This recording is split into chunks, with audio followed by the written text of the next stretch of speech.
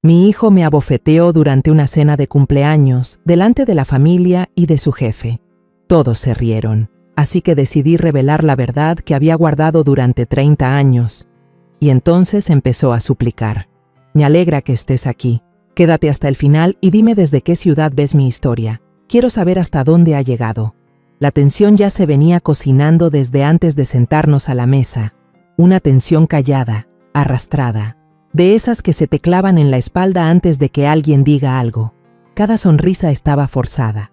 Cada chiste tenía veneno escondido. Y yo lo sentía. Algo iba a estallar.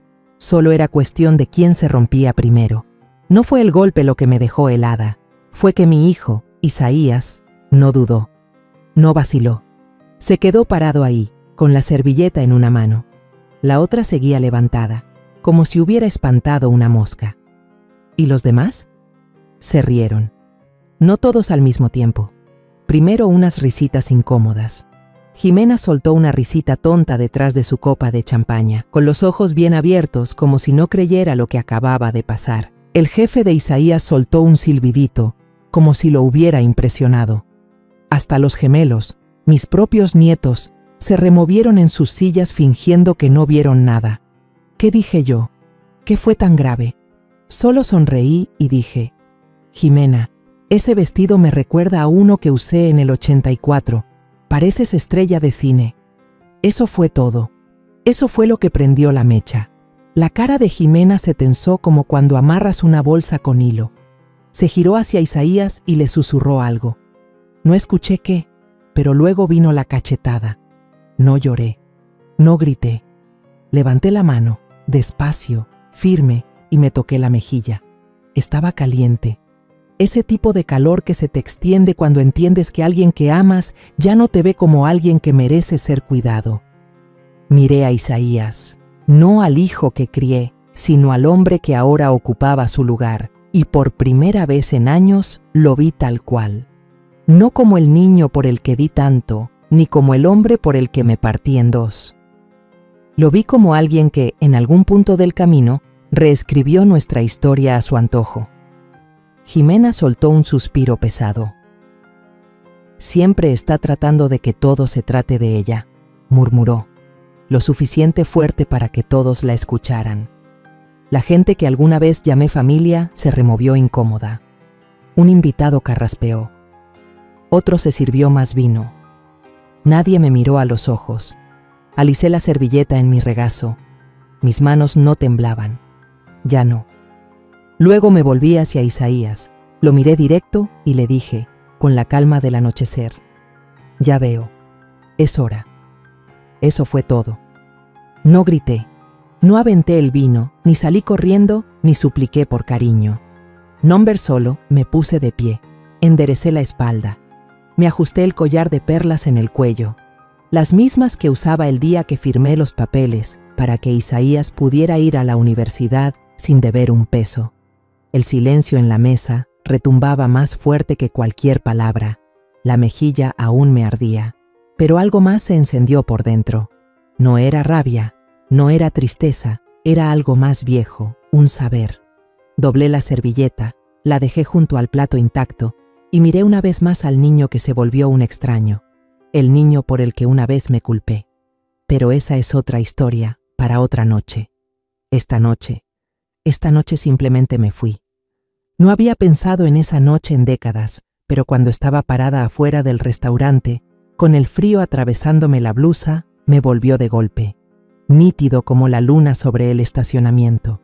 Yo tenía 16, Isaías solo tenía 16. Recuerdo el teléfono sonando esa noche, el fijo, claro, de esos que hacían vibrar toda la pared.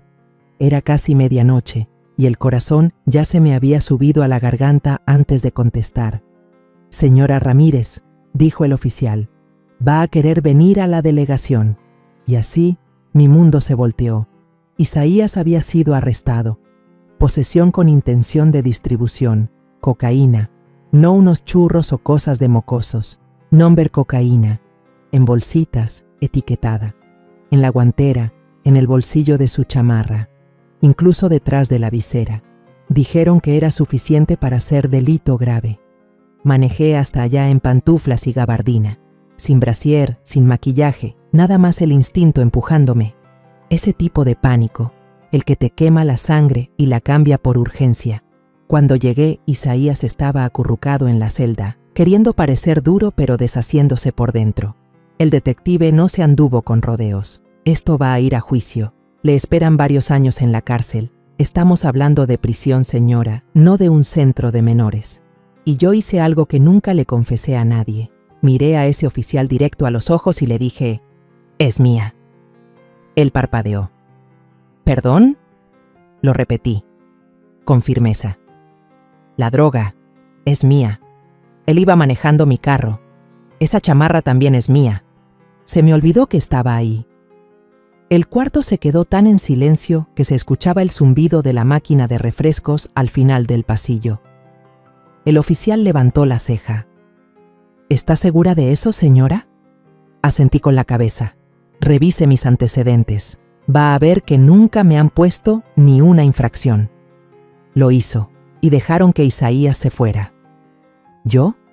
Me llevé una multa, un regaño fuerte y un antecedente que sellaron antes de que saliera a la luz, gracias a un favor de don Ricardo, un viejito de la iglesia que todavía le debía a mi difunto esposo haberle salvado la casa allá por el 82. Pero que no quede duda, esa noche me cambió la vida. Isaías jamás volvió a tocar el tema. Nunca preguntó cuánto me costó, y yo nunca se lo conté a nadie, ni a mi hermana, ni a mi pastor, ni siquiera a Verónica, aunque ella sí lo habría guardado todo bajo llave. Yo pensé que guardar silencio era proteger. Pensé que sacrificarme era amar. Lo curioso del sacrificio, no siempre se siente como sangrar. A veces se siente como tragar vidrio con la sonrisa puesta, y te va cortando, lento, por años. Esa noche quedó enterrada, hasta esta, cuando levantó la mano como si yo fuera un estorbo, y lo único que pude pensar fue, de verdad no recuerda lo que sacrifiqué por él, pero yo sí me acuerdo, cada segundo, cada rasguño, cada mentira que tuve que volver creíble, y por primera vez, parada ahí afuera, sin nadie, bajo esa luna fría y sin alma, no me arrepentí de lo que hice, pero sí me pesó haberme quedado callada tanto tiempo. Perdí mi trabajo el lunes que siguió. Estuve casi 15 años en la oficina del registro del municipio, un trabajo sencillo, pero seguro. Ponía comida en la mesa y mantenía las luces prendidas. A través de todos esos años duros, mi jefe, el señor Cuevas, ni siquiera me volteó a ver cuando me entregó el sobre. «Simplemente no queremos distracciones», dijo bajito. Ese día me puse perlas, queriendo parecer intocable, respetable. Pero las perlas no tapan la vergüenza. No cuando los chismes corren más rápido que los hechos. No importó que no me condenaran, que no saliera nada en los periódicos. En los pueblos chicos, la gente sabe. Así como saben cuando un matrimonio se está muriendo antes de que los votos se enfríen. Para el viernes, la señora de la Garza, del comité de la iglesia, me sugirió que me tomara un descanso de organizar la kermés de Pascua. Su sonrisa no le llegó a los ojos. «Has pasado por mucho, Alma. Necesitas tiempo para pensar». ¿Pensar en qué, exactamente? ¿En mi entrega? ¿En mi vergüenza? ¿En cómo mi hijo llegó? Tiró la mochila sobre la mesa y preguntó qué había de cenar, como si yo no acabara de quemar mi vida entera por él. En el súper, la gente se volteaba para otro pasillo. En el salón de belleza, Lupe, sin querer, se saltó mi cita 3 veces seguidas. La primera aguanté la cara, la segunda lo tomé como broma. La tercera dejé las llaves puestas y me quedé sentada en el carro hasta que se me acabaron las lágrimas. Nadie me preguntó nunca qué había pasado. Nadie preguntó si estaba bien. Ya habían decidido. Yo era una mujer atrapada. Un cuento de advertencia con labial y mocasines. Dejé de salir a menos que fuera necesario. Las cuentas se empezaron a atrasar. La despensa se fue vaciando. Acepté trabajos de limpieza, discretos, donde nadie supiera mi nombre. Mantuve a Isaías en la escuela, sus lonches listos, la cara en alto en las juntas de padres. Y con todo eso, nunca dije nada. Ni cuando Isaías llegaba tarde, oliendo a cerveza corriente y excusas. Ni cuando Jimena se presentó a los 19 con sueños de aparador y una voz que ya sabía negociar. ni siquiera cuando Isaías trajo su carta de aceptación a la universidad y me abrazó como si hubiera escalado el cerro más alto. No, yo sonreí, yo lo animé. Firmé los cheques y vendí el broche antiguo de mi mamá para completar el depósito. Y cuando me preguntaron de dónde salió el dinero, dije, lo resolví. Porque eso hacemos las mamás, ¿verdad? Lo resolvemos. Aunque eso signifique borrarnos poquito a poquito sin que nadie se dé cuenta. Una vez escuché a alguien decir que el amor es paciente y bueno, pero a veces el amor es una mujer trapeando pisos antes de que salga el sol, contando monedas a escondidas y tragándose todo el orgullo para que otro no tenga que tragarse el suyo. Verónica estaba a 2 sillas de mí en esa pinche cena de cumpleaños, agarrando su bolso con más fuerza que de costumbre. Había estado callada casi toda la noche, tomando agua mineral mientras Jimena presumía su nuevo colectivo de bienestar, como si fuera una empresa grandota de esas que salen en la tele. Cuando Isaías me dio la cachetada, Verónica no gritó ni se acercó, solo me vio, con los ojos bien abiertos, los labios apretados como si no pudieran soltar ni aire. Pero le vi la mano, un gesto chiquito, se le fue hacia el bolsillo del abrigo como por reflejo. La grabadora seguía ahí, yo lo sabía, y ella también. Ya habían pasado 6 años desde que le conté todo. Estaba sentada en la mesa de su cocina, llorando sobre una servilleta bordada con limones. Su casa siempre olía a canela y cera para madera, como un calor queriendo tapar la mugre de adentro. Nos conocíamos desde que nuestros hijos estaban en el kinder. Isaías y su hijo, Mateo, jugaban a hacer hoyos en sus flores y les decían trampas para bichos. Esa noche ya no pude más. Todo se me salió como el agua sucia de una canaleta rota. Les mentí a los policías, le dije. Ella parpadeó, esperó. Verónica nunca presionaba a una mujer rota. Era de Isaías, la droga. Iba a ir preso y no podía dejar que eso le pasara. Así que dije que era mía. No dijo nada, no interrumpió, solo puso su mano encima de la mía y después de un rato dijo: ¿Quieres un tecito, mija? Yo asentí, porque si decía gracias, me iba a romper por dentro. Fue cuando vi esa lucecita roja, parpadeando debajo de la panera. La grabadora vieja de Verónica, la que usaba cuando trabajaba en los juzgados, estaba encendida. Se me paró el corazón. «¿Verónica, me estabas grabando?» No se movió, solo porque sabía que nunca lo volverías a decir y tal vez el mundo necesite escucharlo algún día.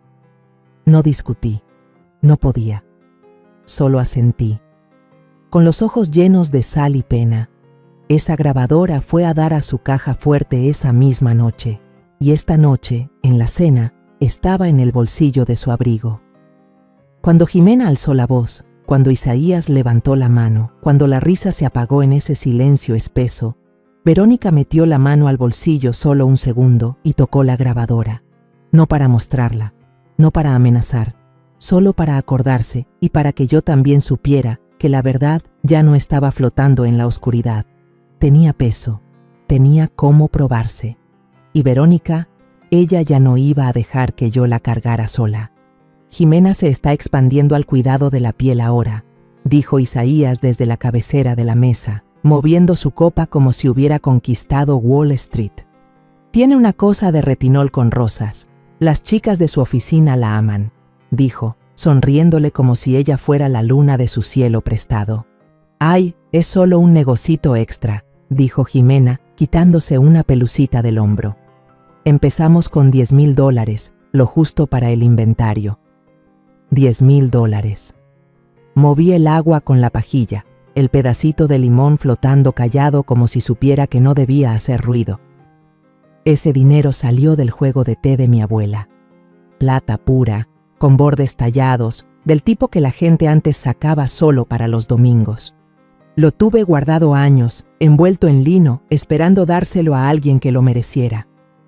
Pero se lo vendí a un señor que se llama Luis, en una tienda de antigüedades de por allá, 2 pueblos más allá. Me dio $9,200 y una mirada que decía que sabía que yo no solo estaba vendiendo plata.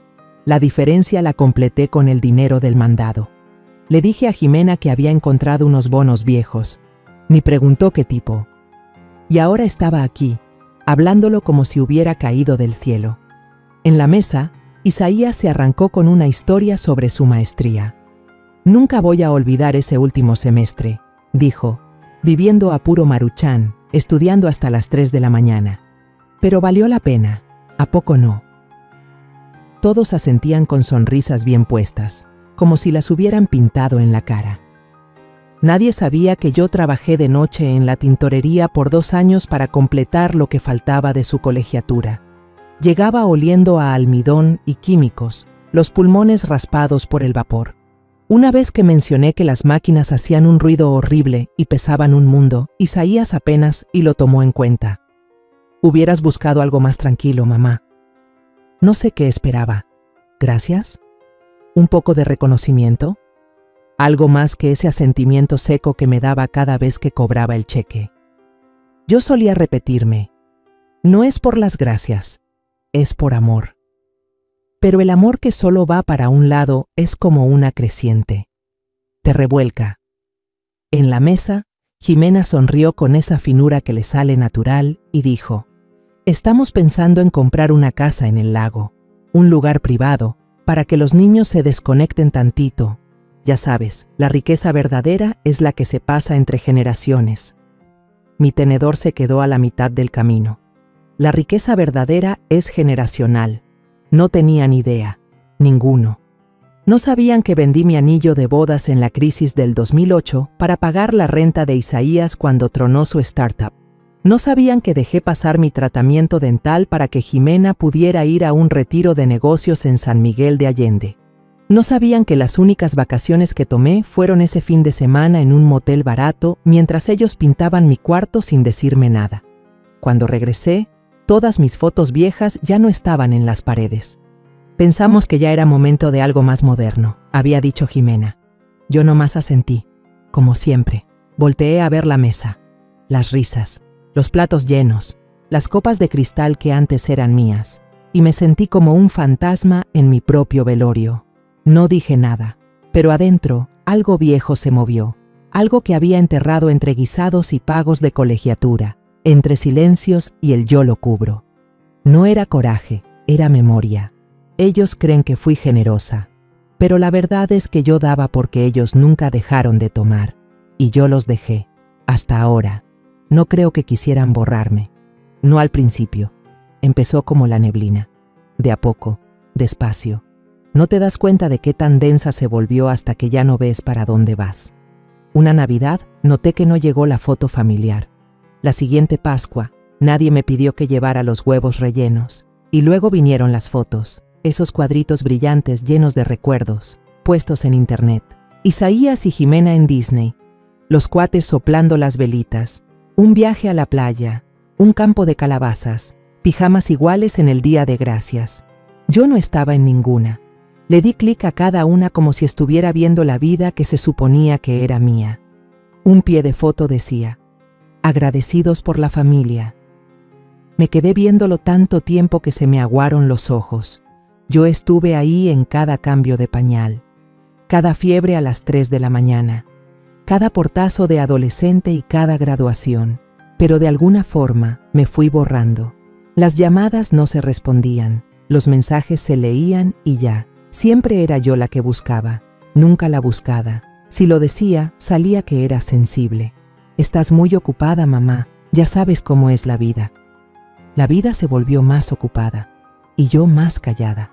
La única que se dio cuenta fue Verónica. Llegaba todos los domingos sin falta, con flores de su jardín, o un té nuevo que había leído en esas revistas que tiene en su buró. Solo nosotras como antes, decía, acomodándose en el sillón, cuando el mundo no hacía tanto ruido. No siempre hablábamos, a veces solo se sentaba a mi lado mientras yo tejía, sus manos ocupadas con su propia costura. Ese silencio se sentía como compañía, no como castigo. Un día le dije que no había visto a los cuates en 3 meses. Verónica alzó los ojos de su estambre. ¿Quieres que te diga lo que estoy pensando? No, dije bajito, pero quiero que te quedes conmigo mientras lo siento. Me puso su mano encima. Cálida, firme, presente. Esa es la palabra. Eso era lo que había estado esperando. Presencia. porque incluso antes de la cachetada el verdadero dolor ya se venía acomodando. Que te quiten tu lugar en tu propia vida. Una vez encontré un papel garabateado pegado en el refrigerador. Uno de los niños lo había dejado después de una pijamada. Gracias, nana Vero. No me molesté. Verónica era una nana para ellos. Dios sabe que últimamente ella había hecho más de lo que yo pude, pero igual me caló. Ya no había espacio para mí. No de verdad. Me llamaban dramática. Esa era su palabra favorita. Si lloraba, dramática. Si pedía que me tomaran en cuenta, dramática. Si mencionaba todo lo que había dejado atrás, demasiado dramática. La verdad era que me fueron haciendo a un lado como una foto vieja en un portarretratos bonito. Ahí, visible, pero nunca tocada. Y si Verónica no hubiera seguido apareciendo, creo que hasta yo me lo habría creído. Que era demasiada, demasiado necesitada, demasiado estorbosa. Pero Verónica lo sabía. Ella sí veía lo que los otros ni se molestaban en mirar. Ella me veía. Pasó antes de la cachetada, antes de que el vino llegara a la mitad. Isaías agitaba su copa como si hubiera nacido entre lujos, como si no hubiera crecido con sopa de coditos y vales de despensa los viernes. Jimena se inclinó, recién pintada de la boca, la voz como miel sobre piedras. «Y bien», dijo, volteando hacia mí con esa sonrisa, ancha, pero tan fría como un refrigerador. «Cuéntales esa historia de la cárcel otra vez. Te encantan tus cuentitos dramáticos». Me detuve, el tenedor en el aire. La mesa soltó una risa cortés, incómoda. «No creo que...» «Zrenia», empecé. «Ay, ya», me interrumpió Jimena ladeando la cabeza. «Dijiste que fue una confusión hace años. Seguro ya te puedes reír». Isaías ni parpadeó, solo sonrió con esa cara de sabelotodo. Luego, que Dios me perdone, dijo, «A lo mejor hasta le gustó estar ahí. Comida gratis, atención, orden». Otra risa vino desde el otro extremo de la mesa. Un «ay, qué fuerte» bajito de una de las amigas de Jimena. Sonreí. Sí, lo hice. Esa sonrisa que las mujeres aprenden con el tiempo. La que se estira no por alegría, sino para aguantar. «Quizás sí», dije despacio, pero debajo de la mesa, la mano me temblaba. La apreté contra mi pierna para pararla. Me puse a contar las puntadas del dobladillo del vestido. 12 de lado, 3 para abajo. Lo hice yo misma, pensando que lo usaría en la cena de graduación de Isaías. No para esto, no para esta vergüenza. Sentía los ojos de Verónica sobre mí. No dijo nada, no me defendió, pero sus ojos ardían. Un fuego callado pero firme. Seguí masticando sin probar nada. Mi plato podría haber tenido piedras y daba igual, porque ahí estaba, la prueba. No solo olvidaron el sacrificio, lo cambiaron, lo volvieron un chiste, una anécdota incómoda para sacar mientras sirven el vino. No tienen ni idea de lo que perdí, de todo lo que me costó mantenerles las manos limpias mientras las mías se llenaban de mugre. Quise pararme, gritar. Mentí por ti, sangré por ti. Pero no lo hice, porque soy madre, y las madres aprenden a morirse en pedazos. En vez de eso, agarré el vaso de agua, los labios en la misma sonrisa. Apreté el tallo con más fuerza de la que debía. El vaso se movió, solo tantito. Nadie lo notó, solo yo. Ese fue el momento, no la cachetada. Esto, ese temblor en mis dedos, esa fractura corriendo por mi espalda, la grieta por donde empezó a colarse la luz, y pensé, si supieran lo que hice para cuidarlos, estarían de rodillas pidiéndome perdón, pero en vez de eso, se ríen. Me fui al baño a respirar. Eso era todo lo que quería, solo un respiro, no para llorar, no para gritar, no para hacer el drama que esperaban, solo para aguantar los próximos 20 minutos sin romperme delante de extraños. La llave del lavabo estaba floja, el espejo brillaba demasiado. Me miré y apenas me reconocí, la mejilla aún roja donde cayó su mano, el labial colgando como una oración. Me estaba acomodando el collar cuando los escuché, la rejilla en la pared, pintura cuarteada por el borde y las voces al otro lado. Jimena, fastidiosa y suave. «Ya se le va el tren», ¿Viste cómo le temblaba la mano? La voz de Isaías. Tranquila como si nada. Lleva meses mal. Verónica es lo único que la mantiene en pie. Después, la voz de Jimena cambió. Fría, calculada. No tenemos que esperar a que la naturaleza haga lo suyo. Unos cuantos errores, un par de reportes, y ya está legalmente incapacitada, una vez que obtengamos el poder notarial. Poder notarial. Esa frase me retumbó como si tocaran una campana anunciando el fin de algo. Isaías se rió entre dientes.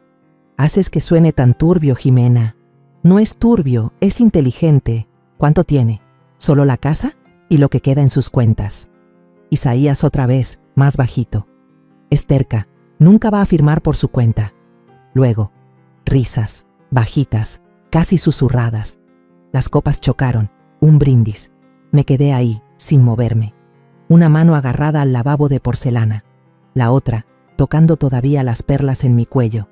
Estaban celebrando la idea de quitarme mi mente, mis derechos, mi futuro, como si fuera un bolso que ya se cansaron de esperar heredar.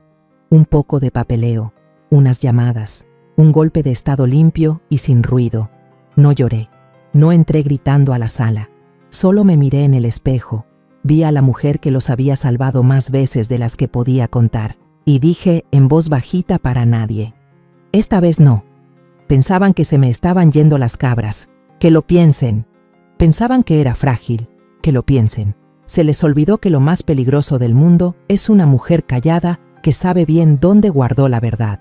Y la mía estaba en un casete, en la bolsa de Verónica, y por fin estaba lista para hablar. La iglesia estaba vacía, salvo por nosotros tres. Verónica tenía las llaves, siempre las ha tenido. Desde que empezó a ayudar al padre con la despensa de comida y a ver quién necesitaba que lo llevaran a diálisis. Nos juntamos en la oficina de atrás, no en el santuario. No estaba lista para ángeles ni vitrales. Todavía no. Solo una mesa plegable, una cafetera vieja y la verdad puesta encima. El padre Miguel se sentó frente a mí, con ojos amables pero vivos. Es de esos hombres que no parpadean cuando entra el dolor por la puerta. Lo llamé esa mañana. Solo le dije: necesito a alguien que recuerde quién era yo antes de que me hicieran chiquita. Él dijo: ven. Verónica sirvió café. No toqué el mío. Saqué el casete del bolso. Se sentía más pesado de lo que recordaba. Ese rectángulo de plástico y cinta tenía el momento exacto en que mi vida se rompió en dos. Lo puse sobre la mesa como si fuera un arma. ¿Dije la verdad una vez? Dije, tranquila, pero solo en privado. Eso se termina hoy. Verónica no parpadeó.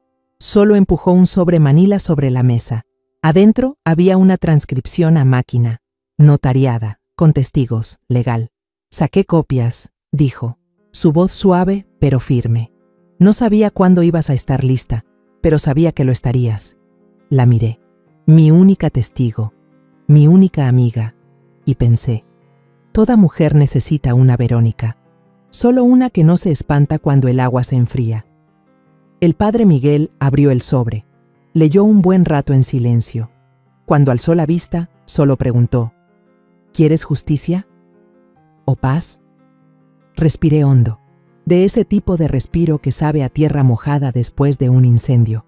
Quiero la verdad, que ellos hagan lo que quieran con ella, ya no me voy a esconder. Él asintió, despacio, con seriedad. Luego dobló la transcripción, la metió en el saco y dijo: entonces hablaremos fuerte. Verónica puso su mano sobre la mía, cálida, firme, una promesa sin palabras. Nos quedamos así un rato, 3 personas, una verdad, y el zumbido bajito de un calentador viejo detrás de nosotros. No sabía qué iba a pasar después, pero sabía esto: la primera vez que protegí a Isaías, me costó todo. Esta vez me estaba protegiendo a mí misma, y eso es otro tipo de santidad. Mi abogado levantó las cejas apenas entré en su oficina. Señora Ramírez, dijo, enderezándose, no la esperaba hoy. Sonreí como sonríen las mujeres grandes cuando están a punto de poner todo de cabeza. Saca el expediente, le dije mientras dejaba mi bolso como si cargara siglos de historia encima. Vamos a cambiarlo todo. Parpadeó y se acomodó los lentes. ¿Todo? Cada línea, respondí, especialmente el testamento. La oficina seguía oliendo a cuero y cera de limón, igualito que aquel día que firmé las escrituras de la casa. El mismo olor cuando abrí el fondo para la Universidad de Isaías, cuando enterré a mi marido y tuve que reescribir toda mi vida. Pero esta vez era distinto. No venía a hacer ajustes, venía a cortar de raíz. Estuvimos sentados como una hora. Le dije que quería que la casa y todas las ganancias fueran para un programa de becas para jóvenes como lo fue Isaías en su tiempo. Pero Isaías era su beneficiario, dijo con cautela. Era, repetí, ya no. ¿Y los nietos? Pobrecitos, dije con dulzura, pero sus manitas están llenas de cosas que yo pagué. Van a estar bien. Agregamos una cláusula más. Verónica se encargaría de supervisar el último desembolso. Y quedó bien claro. Ningún fondo podrá pasar a ningún individuo que haya intentado mediante coacción o manipulación legal alterar la autonomía de la otorgante.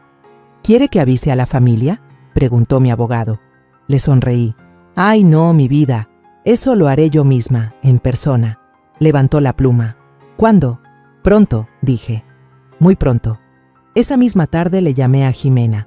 Le dejé un mensaje en el buzón de voz. Estoy planeando un brunch el domingo, dije, con una voz tan suave como el satén pero con el filo del cuchillo. Solo la familia. Una última reunión antes de que empiece a viajar. Casi podía escuchar cómo se le formaba la sonrisa, seguro pensando en mimosas y otro cheque. Perfecto, que se ilusione. El resto de la semana lo pasé preparando todo, no para una pelea, number para cerrar el capítulo. Saqué mi vajilla favorita, la de color azul clarito con rositas. Cociné todo yo solita. Escones de durazno, quiche con romero, tartaletas de limón con su copete de crema. Planché las servilletas, brillaba la plata y cada lugar lo dejé puesto como si fuera una oración. Hasta me puse mi mejor vestido, el azul marino con cuello festoneado. Me prendí el broche de mi mamá, me enchiné el cabello la noche anterior y me senté bajo la secadora como si estuviéramos en 1963. No era por lucirme, era para acordarme quién era antes de que me fueran gastando. En las tarjetas del lugar escribí a mano cada nombre, con una floritura bajo cada E, como si todavía fuera la anfitriona que esperaban. Pero esta vez, la anfitriona era yo. Una despedida que nadie sabía que era despedida. Le puse de nombre La Última Cena y, ¡ay amor!, llegaron con hambre. 2 noches antes del brunch fue la gala en la iglesia. Llevaba un vestido color marfil, tejido suave, perlas al cuello. Ese tipo de vestido que desde el otro lado del salón te dice que una mujer sabe lo que vale. Todos me abrazaban, me besaban en la mejilla, me decían lo bien que me veía. Hasta Jimena, con esos piropos chiquitos envueltos en veneno. «Te ves tan descansada», dijo, como si la paz fuera algo que por fin había aprendido a fingir. Isaías me ofreció un vasito de sidra espumosa, me besó el aire al lado de la cara. «Qué bueno que te sientes mejor, mamá», dijo. ¿Mejor? No tenía ni idea. No estaba mejor, estaba libre. Y se me había quitado la costumbre de confundir la educación con el amor. El padre Miguel estaba en el micrófono, agradeciendo a los voluntarios. Jimena aplaudió con fuerza cuando mencionaron su nombre. Verónica y yo estábamos al borde del salón, cerca del ponche. Se me acercó. ¿Lista?, susurró. Asentí con la cabeza. «No tienen ni idea», dijo mientras tomaba un sorbo. «Tienes a todo el salón engañado». Sonreí. Tranquila, serena. Bien, que duerman mientras llega la tormenta. La música empezó a sonar, un jazz suave, discreto. La gente comenzó a moverse lentamente, dejándose llevar. Isaías me pidió que bailáramos. Acepté. Me guió con una rigidez que hablaba más de compromiso que de ganas. Pero lo dejé hacer. «Gracias por venir esta noche», dijo. «Para Jimena, esto significa mucho». Jimena. Incluso aquí, incluso ahora, ella era su prioridad. Lo dejé darme una vuelta más. Me dolían los pies, pero me mantuve erguida, como una bailarina que sostiene la gracia solo con los recuerdos. «Se siente bonito que alguien te vea», dije. No lo entendió. Por supuesto que no. Solo asintió y miró su reloj como si tuviera algo más urgente que atender. Cuando terminó la canción, me giré hacia Verónica. «Me voy a casa», le dije, bajito. «Quiero descansar antes del domingo». Me tomó la mano y la apretó. «Ni se te ocurra cargar con la culpa», dijo. «Has esperado más de lo que muchas mujeres se habrían atrevido a esperar». No la sentía. Ya no. La culpa es para quien aún cree que puede cambiar algo. Yo ya no esperaba nada. Solo estaba cerrando un ciclo. Y así la mesa ya estaba puesta. La tormenta ya tenía nombre. Y su nombre era Alma.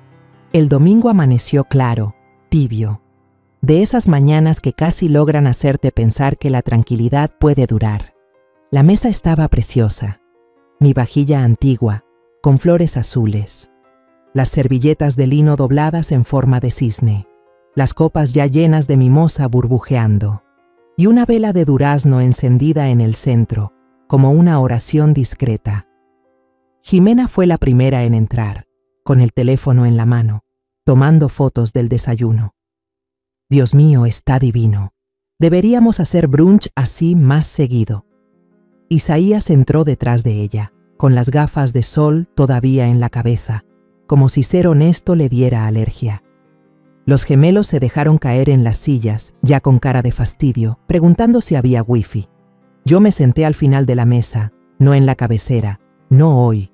Verónica tomó asiento junto a mí, no como invitada, sino como un peso firme que me sostenía. La comida fue impecable, ligera, dulce. La charla era tranquila, cortés. El sonido de los cubiertos sobre la porcelana llenaba el aire, y cuando los platos desaparecieron, me levanté. «Tengo algo para cada uno de ustedes», dije, con la voz tranquila, como si fuera misa. «Un pequeño detalle para recordar este día». Fui entregando los sobres, uno a uno. Papel color crema, grueso como la esperanza. Los nombres escritos a mano. Isaías tomó el suyo con esa media sonrisa arrogante. Jimena con un suspiro bajito, creyendo seguramente que eran cheques. Incluso los gemelos parecieron interesados. Los abrieron. El cuarto quedó en silencio. Dentro de cada sobre, una foto de Isaías, con 16 años, esposado en una comandancia. Una copia del reporte oficial. Posesión de drogas. Intención de distribución. Y una transcripción notariada de mi confesión grabada. La letra de Verónica era clara en los márgenes, cada palabra legal, cada palabra imposible de desmentir. Volví a sentarme, crucé las manos, no dije nada. Dejé que el silencio hablara por mí. Isaías perdió el color del rostro, su boca se movía pero no lograba formar sonido. Jimena pasaba la mirada de la foto al documento, los labios temblándole, como si no supiera si gritar o pensar. Y los gemelos, callados por primera vez, sus teléfonos olvidados. Solo dos niños viendo algo que nadie quiso enseñarles y entendiendo que era real. «Mamá», logró decir Isaías al fin, sosteniendo el papel como si le quemara. «¿Qué es esto?». No le contesté. No estaba ahí para dar explicaciones. Estaba ahí para mostrar la verdad. Y al frente mío, Verónica levantó un poco el mentón. Apenas. Observándolos como un halcón con perlas. Que lo leyeran, que lo sintieran, que se tragaran la verdad, amarga, caliente, ineludible, porque ya no iba a envolver su vergüenza en suavizantes. Isaías se levantó tan rápido que tumbó su silla. Apretó el papel como si quisiera destruirlo solo arrugándolo. «Esto es falso», dijo, con una voz demasiado fuerte para el tamaño del cuarto. «Es una mentira, una manipulación enferma». Se volvió hacia Jimena, sacudiendo la foto. «Está tratando de ponerlos en mi contra. Mira esto. Es viejo, no significa nada». Pero Jimena ya no veía la imagen, me veía a mí. Y por primera vez desde que entró a esta familia, tenía miedo. «Diles, mamá», soltó Isaías, la voz rota. «Diles que no es cierto». Aún así, no dije nada. Los gemelos seguían mirando sus sobres con los ojos abiertos como platos, en silencio, como si en vez de papeles les hubieran entregado una serpiente viva escondida entre dulces. El menor susurró, con una voz que apenas cruzó la mesa: «Papá, ¿sí lo hiciste?». Isaías giró la cabeza tan rápido que casi tira su vaso. Cállate, no sabes de lo que hablas. Desde el otro extremo de la mesa, el padre Miguel se levantó con la misma calma con la que había llegado. Verónica lo había invitado con la promesa de un brunch tranquilo. No abrió la boca mientras se repartían los sobres. Pero ahora, con un gesto lento, sacó sus gafas del bolsillo de su camisa, desplegó con cuidado el papel que traía doblado y comenzó a leer sin titubeos. Me eché la culpa para que tú tuvieras un futuro, dijo con una voz firme, segura, como si leyera una confesión grabada en piedra. Y todo lo que recibí a cambio fue silencio y una bofetada. Las palabras se clavaron en el aire del comedor como clavos calientes, rebotando en las paredes como si fueran parte de una misa. La boca de Isaías se abrió, pero no salió nada. Jimena comenzó a negar con la cabeza, primero con lentitud, después con rabia, como si quisiera soltar algo de encima. Lo está haciendo para manejarnos. Está dolida, está vieja, está sola y... No estoy sola, dije por fin, sin levantar la voz. El aire se detuvo. No fue un grito, ni siquiera un tono alto, pero no necesitaba serlo. Una vez lo estuve, dije, doblando mi servilleta con cuidado, casi con ternura. Pero ya no. Isaías se acercó un paso, con las manos en el aire, como si buscara atrapar lo que se le estaba escapando. Mamá, por favor, no hagas esto. Podemos hablar. De verdad, podemos arreglarlo. Lo miré. No al adulto que estaba frente a mí, sino al niño que un día tapé con mi cuerpo, con mi historia, con mi apellido. Tuviste todas las oportunidades para enmendar las cosas, dije, y lo que hiciste fue callarte, elegiste su lado. Asentí apenas hacia Jimena. Ella se encogió como si el golpe que no di le hubiera pegado de lleno. Te cuidé, dije, la voz apenas templada, pero firme, y lo único que pedí fue que no lo recordaras. Isaías cayó en la silla como si el suelo se hubiera derrumbado debajo de él, y por una vez, por fin, nadie corrió a levantarlo. Porque así es esto cuando termina la obra. El público se va y los actores se quedan solos con el eco de sus líneas. Aún estaba ahí, inmóvil, cuando me puse de pie. No necesitaba alzar la voz. El silencio ya se había instalado entre nosotros como una verdad amarga. A los dos los he sacado de mi testamento, dije. Jimena soltó una risa corta, seca, como una piedra en la garganta. Eso no es en serio, estás jugando. Me volví hacia ella, sin apuro. Abrí mi bolso y saqué un papel doblado, color crema, con membrete oficial. Lo dejé frente a su plato, despacio. Esa es una copia del fideicomiso que ya está firmado, dije. Entra en efecto desde hoy. Todo lo que tengo pasará a manos de un programa para jóvenes. Jóvenes como tú lo fuiste alguna vez, Isaías, antes de que olvidaras lo que significaba que alguien te salvara. La sonrisa de Jimena se deshizo como pintura reseca bajo la lluvia. Miró el documento, pero ni se atrevió a tocarlo. ¿Esto es por lo que dijimos sobre cómo cuidarte?, preguntó, fingiendo dulzura, pero se le notaba la grieta en la voz. No, respondí, negando con la cabeza. Es porque planearon mi muerte, mientras yo seguía sentada aquí compartiendo pan con ustedes. Isaías volvió a levantarse, más lento, más blando, con las palmas extendidas como pidiendo tregua. Solo estábamos preocupados. Te veías agotada. No queríamos hacerte daño. Sí querían, lo interrumpí, sin subir el tono. Querían todo. Querían seguir tomando, como siempre lo han hecho. Lo miré directo y mis ojos se llenaron, no de lágrimas, de recuerdos. Me eché la culpa cuando tenías 16. Limpié tu historial para que pudieras estudiar, para que no te cerraran las puertas. Perdí mi trabajo, mis amistades, mi buen nombre, y todo por ti. Nunca pedí nada a cambio, solo que me respetaras.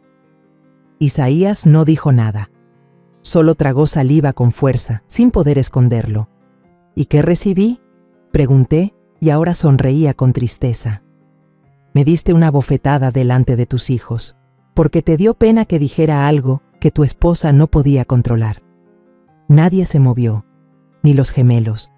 Me miraban como si hubiera abierto el techo y mostrado el cielo. Ya se llevaron mi dinero, mi paz, mis espacios, y aún así, quisieron más. Me alejé despacio de la mesa, sin mirar a nadie en particular. Observé la habitación por última vez, como se mira un lugar donde una vez hubo calor. Ya no les debo mi silencio. Eso fue lo último que dije. Y también fue lo único que hacía falta decir. Porque por fin, después de tantos años, no estaba hablando para convencerlos. Estaba hablando para cerrar el capítulo, para que terminara de una vez por todas. Cuando salí del restaurante, sentí cómo el sol caía sobre mis canas, como si me estuviera colocando una corona de fuego suave, cálido, casi irónico. Y fue ahí cuando los vi, las cámaras, los reporteros, 3 camionetas estacionadas del otro lado de la calle, todas con las puertas abiertas y los motores encendidos, micrófonos listos, ojos atentos, ansiosos por una declaración. Al principio, parpadeé. Pensé que tal vez se trataba de una quinceañera, una boda, un partido importante del equipo local. Luego la vi a ella, a Verónica, parada junto a la banqueta, con el abrigo moviéndose con el aire y los brazos cruzados, esa pose que pone cuando ya sabe lo que viene y no se disculpa por ello. No estaba altanera, estaba en paz. Una mujer con micrófono dio un paso al frente. «Señora Ramírez», preguntó con voz agitada, «¿es cierto que encubrió el arresto de su hijo en 1996?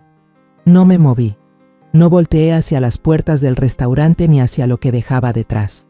Solo sonreí, con calma, con una suavidad completa, como quien ya no aprieta la mandíbula al dormir.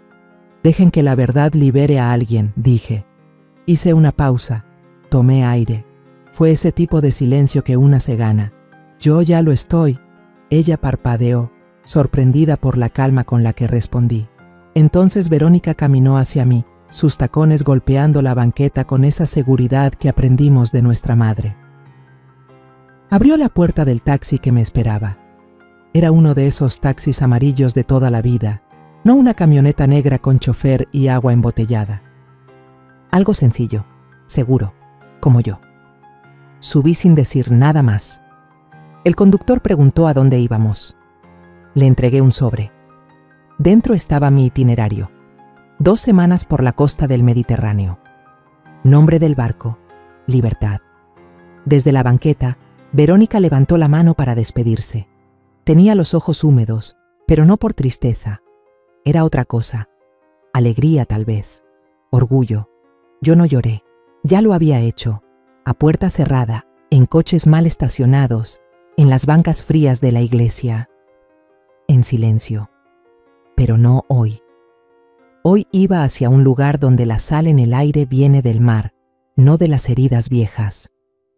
Mientras el taxi se alejaba, alcancé a ver las puertas del restaurante abrirse. Isaías apareció en el marco, desorientado, buscando entre la gente. Se veía chico, y por primera vez no extendí la mano hacia él. Busqué el broche de mi bolso, lo abrí despacio y guardé el pasado justo donde debe estar. Atrás de mí. Después de todo, no me morí. Eso fue lo primero que pensé cuando desperté la primera mañana en San Miguel de Allende. El sol entraba oblicuo por las persianas del cuarto que renté con vista al jardín. Me dolía el cuerpo entero, no por la cama, que era decente, sino por la costumbre de haber dormido tantos años con el alma encogida. Me tomé el café en la terraza, sola, y no me hizo falta nadie. La calle era tranquila. 2 señoras barrían hojas afuera de una papelería. Un señor mayor sacaba a su perro, un schnauzer con suéter. La vida seguía, como sigue todo lo que no te necesita para moverse. Y por primera vez en años, sentí que no era trágico. Era alivio. Compré un cuaderno de tapas duras en la tiendita de la esquina. Empecé a escribir. No cartas, no confesiones, solo cosas sueltas que necesitaba sacar para no llenarme de moho por dentro. No pensaba volver a ese mundo donde todo se calla, donde las verdades se maquillan con mimosas y manteles caros. A veces me preguntaban si tenía familia. Tuve, decía yo, pero ya crecieron. La gente no insistía. En los pueblos así, Uno sabe leer las heridas por el modo en que alguien evita ciertos temas. Conocí a una señora llamada Malena, morena, bajita, con la voz firme. Llevaba 20 años cuidando el huerto comunitario y siempre traía tierra en las uñas, como si lo limpio de su vida estuviera enterrado en otra parte. Me invitó a ayudarle con los jitomates. Le dije que no sabía nada de jardinería. Me contestó, tampoco yo sabía de vivir sin marido, pero se aprende. Pasamos tardes enteras arrancando raíces secas y sembrando nuevo. Hay algo en poner las manos en la tierra que suelta las penas viejas, como si el cuerpo supiera qué tirar mientras remueve la tierra. Ahí, entre surcos y abejas, me di cuenta de que no necesitaba reconstruirme igual. No tenía que volver a ser la mujer que una vez fui. Esa ya cumplió su turno. Lo que necesitaba era hacerme otra, sin miedo, sin permisos. Compré una casa, pequeña, blanca con portón azul y macetas colgando. Tenía humedad en una esquina y el piso crujía, pero era mía. Mía sin pedirlo, sin hipotecarlo por otro. La firmé con mi nombre completo, Alma Ramírez Márquez. Lo vi ahí, tan claro, sin madre de al lado, y lloré, pero poquito. Una lágrima limpia, en un número de tristeza, de reconocimiento. No volví a hablar con Isaías, lo intentó, me buscó. Me mandó un correo una noche diciendo que los niños preguntaban por mí, pero no mencionó la cachetada, no mencionó el intento de quitarme la cordura, ni una disculpa, ni una sola línea con peso, solo excusas en tono tibio. Lo borré, no por odio, por dignidad. Verónica me visitó una semana después de la mudanza. Llevó flores, pan de elote y una sonrisa llena de sol. Se instaló en mi sofá como si siempre hubiera sido suyo. No te reconocía sin el delantal, bromeó, y luego agregó, más en serio, pero ahora sí te veo. Le enseñé el jardín trasero, pequeño, pero con potencial. Me ayudó a plantar bugambilias. Me trajo esquejes de su lavanda. Aquí va a florecer bonito, dijo, como tú. No supe qué decirle, solo le tomé la mano. El silencio entre nosotras no era de ausencia, era de presencia. Ese tipo de silencio que acompaña, que dice, aquí estoy, sin abrir la boca. Empecé a caminar por las tardes. El cuerpo tardó en adaptarse. Me dolían las rodillas y me faltaba el aire al principio, pero seguí. Me encontré a mí misma saludando a desconocidos, hablando con el señor del pan, preguntando por talleres de cerámica aunque nunca había hecho uno. Me inscribí. El primer día, el instructor me dijo que mis manos eran fuertes. Parecen manos que han sostenido más de lo que deberían. Me soltó sin saber. Sonreí. Y sin soltar. Modelé un cuenco chueco. Se me rajó por un lado. No importó. Lo pinté de azul y lo puse en la repisa del comedor. Como un recordatorio, lo quebrado también sirve. Lo quebrado también es hermoso. Las noches eran frías, pero no solitarias. Encendía una vela de canela, me envolvía en una manta y leía. No historias románticas, no dramas familiares. Leía libros sobre mujeres que caminaban solas por montañas, sobre maestras rurales, sobre sabias que hablaban con los muertos y cocinaban con lo que había. Me daban fuerza. Un día, Malena me pidió que diera una charla en la biblioteca. Sobre lo que quieras, eres buena con las palabras. La gente escucha cuando tú hablas. Dudé. ¿Qué podía contar que no doliera? Pero fui. Me puse una blusa de lino blanco con botones de concha. Me peiné sencillo, con el cabello recogido, y hablé. Número de Isaías, no de la cachetada. Hablé de las mujeres que aguantan demasiado. De las que se callan tanto que un día explotan en silencio. De cómo la culpa se hereda como los muebles viejos, ocupando espacio, aunque ya no sirvan. Al final, una joven se acercó. Lloraba bajito. Me dijo que su madre había muerto creyendo que era mala por no haber querido criar a su marido como a otro hijo. Me abrazó. No dijimos más. Desde entonces, doy talleres una vez al mes. No terapia, no autoayuda, solo voz. A veces escribimos, a veces solo lloramos, pero todas salimos de ahí un poco más enteras. Una noche, en una esquina del malecón, vi a una madre gritándole a su hijo de unos 6 años. El niño solo quería un helado. Ella, harta, le soltó un manazo en el brazo. Él no lloró, solo bajó la cabeza. Lo reconocí, esa manera de encogerse, esa tristeza que no hace ruido. Caminé hacia ellos, le toqué el hombro a la señora, le dije, sé que está cansada, pero él no tiene la culpa. Me miró con los ojos llenos de rabia y vergüenza, pero bajó la mano. El niño se me quedó viendo, como si hubiera visto algo que no entendía, pero necesitaba. Le compré el helado. Yo ya no salvo a nadie, pero a veces hago lo que puedo. Un año después, ya nadie me llama la señora que abandonó a su familia. Ahora soy la señora de las clases, o la que organiza los miércoles en la biblioteca, o simplemente Alma, la que sabe escuchar. Y está bien, prefiero eso, un número sin cadena. No me regresé a buscar disculpas, ni cartas, no hubo flores. Isaías dejó de insistir después de un tiempo. Verónica me avisó que Jimena intentó contactarla cuando supo de las becas, pero solo para preguntar si podía reconsiderarse el fideicomiso en favor de los gemelos. Verónica ni le contestó. El programa ya tiene nombre, Raíces Nuevas. Empezamos con 3 becas. Una para un joven indígena que quiere estudiar enfermería, otra para una madre soltera que dejó la prepa por cuidar a su hermano, y la última para un muchacho que trabajaba limpiando parabrisas en el crucero y ahora quiere ser abogado. Les di todo, no solo el dinero, les di mi tiempo, mis contactos, mis ganas, y ellos no me deben nada, eso es lo bonito. Un día, uno de ellos me preguntó, ¿y usted por qué hace esto, señora Alma? Le contesté sin adornos, porque cuando uno tiene algo bueno, no se lo puede quedar, o se pudre. La casa se llenó de vida, niños corriendo en los talleres de verano, Malena y sus tés con cardamomo, Verónica ayudando con las cuentas, un perro viejo que adopté y que me sigue como sombra. Le puse nombre nuevo, Jueves, porque así llegó, sin anuncio, sin promesas, solo un jueves. Las noches dejaron de ser silencio. Ahora se oyen risas, guitarra a lo lejos, gente que se despide con «hasta mañana». A veces, en la madrugada, me despierto con la idea de que algo se me olvidó, como cuando una madre siente que no preparó el lonche. Pero número, ya no tengo que cargar, ya no me toca. La última carta que recibí de Isaías venía sin remitente. Solo decía, me contaron lo del programa. Me alegra que estés bien.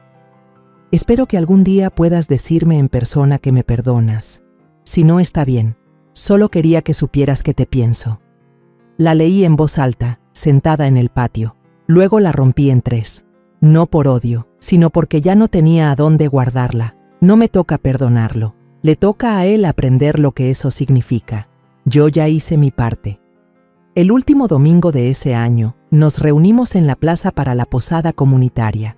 Había luces en los faroles, papel picado en los portales y chocolate caliente servido en jarritos de barro.